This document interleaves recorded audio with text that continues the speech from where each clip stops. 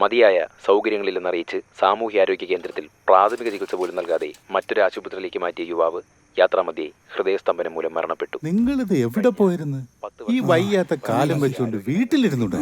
പൊതുജനങ്ങളിൽ നിന്ന് മുരളി, 2 ചായ. പങ്കെടുത്തവർ പറഞ്ഞു. ഇന്നത്തെ ഒരു ദിവസം മുഴുവൻ പോയി.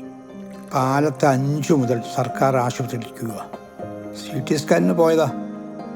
വൈകുന്നേരമായിട്ടും ചീട്ട് പോലും കിട്ടിയില്ല. എല്ലാം ശരിയായല്ലോ. നിങ്ങൾ ചായ കുടിക്കുക.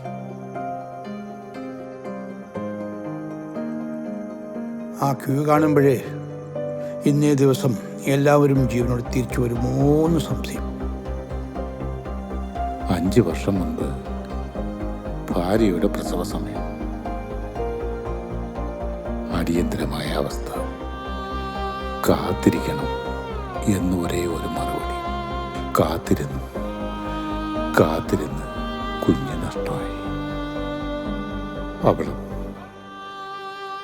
നമ്മൾ ഒരു ദിവസം കാത്തിരുന്നു, മറ്റു ചിലർ ജീവിതകാലം മുഴുവൻ കാത്തിരുന്നു. ചികിത്സാ പിഴവിനെ തുടർന്ന് കൈ നഷ്ടപ്പെട്ട 9 വയസ്സുകാരി അത്യാധുനിക കൃത്രിമ കൈ കൈമാറി വീണ്ടും പ്രതീക്ഷയുടെ വെളിച്ചവുമായി UDF. ആരോഗ്യ കേരളം വെന്റിലേറ്റർ. അതിനു വേണം ഒരു മാറ്റം. നമ്മുടെ കേരളത്തെ വീണ്ടെടുക്കാൻ UDF സർക്കാർ വരണം.